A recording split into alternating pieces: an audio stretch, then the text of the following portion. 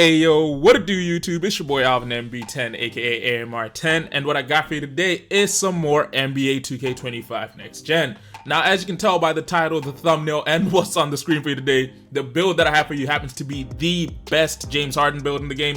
And let me just say, it is shifty, has a lot of shooting, and fortunately enough, has a little bit of defense to where you can kind of guard up and play the ones, and finishing wise, it has a bag that is kind of deep. Pause. Now, as most of you know, James Harden is the starting shooting guard slash point guard for, actually he's the starting point guard for the Los Angeles Clippers. I believe he currently wears jersey number 1. However, we will be going with his custom jersey number 13 because of JH13, Fear the Beard. Position wise, as I said, because we're going with 13, we will be going with the shooting guard version. Height stays at 6'5". Weight goes approximately up to about 220 pounds. And then when it comes to the wingspan, you put this at about 6'11". Now, off the rip, before we get into the skill breakdown for this video, I do gotta say a special thank you to all of you for all the support you've been showing to the channel. Now, obviously, the last video was a Jeremy Kane build, which if you haven't checked out yet, do me a favor, go ahead and check it out. It's right above on that little, you'll see a little icon pop up in the top left, which shows you how to click onto it. If you enjoyed today's video and you want to see more content like this, do me a favor, hit that like button down below. Let's try and get at least 25 likes on this video. If you're new to the channel and you ain't done so yet, do me a favor, hit that subscribe button. Turn post notifications on just so you're notified when I post, because ladies and gentlemen, we will be starting the No Money Spent series soon. And from all the votes that we saw, it appears you guys want to see a Jason Tatum one. So let me just say, it'll be interesting because it is revenge season. And lastly but not least, down below in the comment section, let me know what you think about this build that you see in front of you. Would you run it? Do you think it's nice? And if so, what are some of the things you change on it as well? But yeah, getting straight into the build, with any James Harden build, you got to start off with the driving layup. I decided to put this all the way up to about an 88. Originally, I'd gone with a 93 because I was trying to get physical finisher at like a gold. But then I realized it took too many attribute points and really wouldn't have been worth it, specifically mainly because we will be using a lot of float game with this build, which is why we wanted at least gold float game, which you get at an 88, which improves a player's ability to make floaters. And if you've seen Harden play quite recently, because I am stealing things from how he plays now and how he played in his prime, his float game's always been nice, so we decided to go with an 88 there. When it came to the strength, which obviously does kick into the physical finisher, we decided to put this up to a 67 just so you can see that physical finisher does get up to at least a silver. We don't manage to get it at gold as we wanted, but at a silver at least, you're capable of, you know what I'm saying, getting to the rim and basically finishing through contact as well as converting contact layups.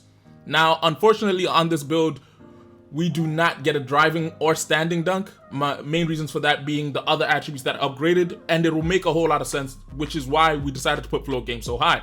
Now, for the close shot, we decided to move this up to about a 78 because it does mean that we obviously get paint protege at bronze due to our high close shot as it is, and float game obviously is at gold. Now, the next few attribute points we did put these on post control. These were majority affected by how we had set up the ball handling, which is why if we speak about ball handle, we decided to put this all the way up to a 93. Key reason, I wanted gold ankle assassin, gold handles for days, and gold unpluckable. If anyone saw Harden in his prime, he was a high usage player. And he had a lot of touches of the ball, which meant that, trust me, you need at least handles for days, especially with how much you'll be breaking down defenders. If you really want to, you can slap on an extra attribute point to get it at Hall of Fame. I personally wouldn't, just because it really does improve quite a lot of other attributes that you might not want so high. So I personally left it at a 93 because, again, at a 93, we get that gold ankle assassin. For the next part of the playmaking, we decided to go with an 82 when it comes to pass accuracy because that is what you need to get gold dimer. Obviously, at an 85, you can get bailout, but again, you shouldn't have to find yourself in situations where you need to do this. More often than not, if you're using this build, you should be able to get past people and really show them what you got.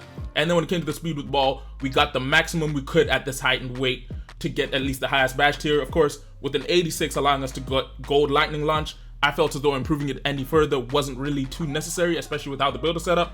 And then to round it up, basically with some of the physicals which link into the playmaking side of things, we decided to go with a 78 when it came to the agility, because that does mean that we get quite a few of the defensive badges up. 67 on the strength, as we discussed before, and the verticals left at a 51. The speed was improved by the fact of how high the ball handle was, which is why we left it at an 81. And then we get straight into the shooting. Now, shooting wise, if you know, James Harden had one of the toughest bags in that he could finish jump shots through any form of contest, whilst at the same time being a knockdown shooter from standing still. So we decided to go with the 93 on the mid-range jump shot because it does mean you get gold Deadeye, Hall of Fame set shot specialist, which obviously boosts the chance of knocking down standstill jump shots, and gold shifty shooter, which I believe you personally need, especially with how James Harden is known for making high difficulty jump shots, especially step back jumpers. When it came to the 3-point shot, originally I had extended this to the point where we got silver limitless range, but I decided to reduce it quite a bit to get bronze because, again, I needed this build to be able to play some defense as well, because you will be using this in the rec and the pro-am, in which situations you want to be able to guard up, and majority of people might be using this build in the ones because, again, James Harden builds are known for being nice in ISOs, and what's a better ISO than playing one-on-one? Now, free throw wise, we put it up to an 82 because, again, if you're taking it to the rec or the pro-am, you want to have the ability to be able to knock down free throws. So at an 82, you're a high percentage shooter like James Harden is from the free throw line. And then defensively, as I said, unlike the player himself, this build does come with, actually, James Harden can play defense. He's just lazy to do it nowadays. But we decided to give him a 74 on the perimeter defense, which means we get bronze at all tiered defensive badges outside of immovable enforcer, which we won't get because, again, strength isn't high enough. And we also get silver off-ball pest.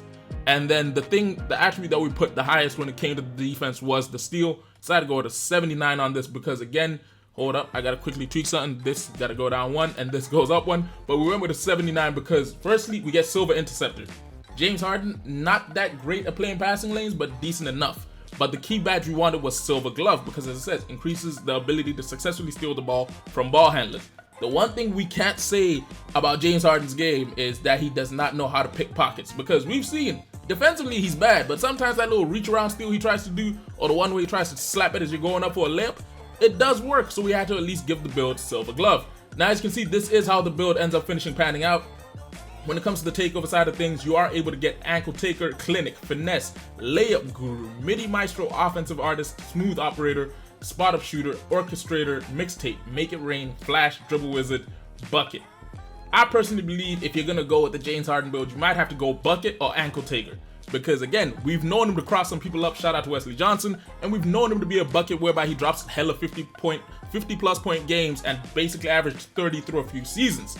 Now, the players that we managed to get in the shades of for this build happen to be none other than Jamal Crawford, Jared McCain, and CJ McCollum. The Jamal Crawford takes make sense. CJ McCollum, I believe the ball handling is a bit too high to say that it's him. And Jared McCain, I get that he's got a bit of a mid-range bag and he can get 2, but I don't know if this is necessarily how I'd say a Jared McCain build should look.